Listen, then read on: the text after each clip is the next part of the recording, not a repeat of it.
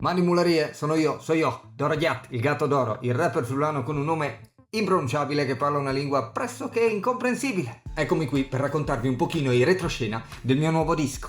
Partendo già subito une robe, il no sulla copertina all'ignoma. Mica che hai fatto di sole, Ci sono tanti collaboratori in questo mio nuovo disco, ok? E ogni tot trovate sul mio feed nei prossimi giorni, nelle prossime settimane, un post interamente dedicato a loro, così potete conoscerli meglio. Sei là taciri artisti veramente chiantanti, anche musicisti, ma veramente bulos, ma veramente bulos. E io metto su dentro tal disco, come che fai sempre, sapete bene.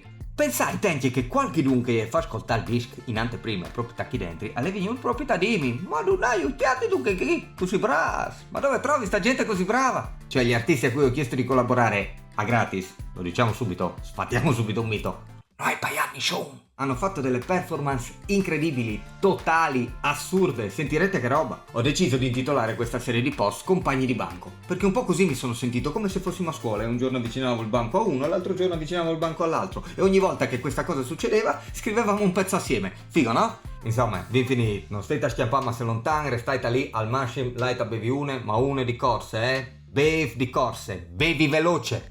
Laita io di post di compagni di banco e si sentiva in curva, ma veramente in curva, va di bene? Mani fantazzi.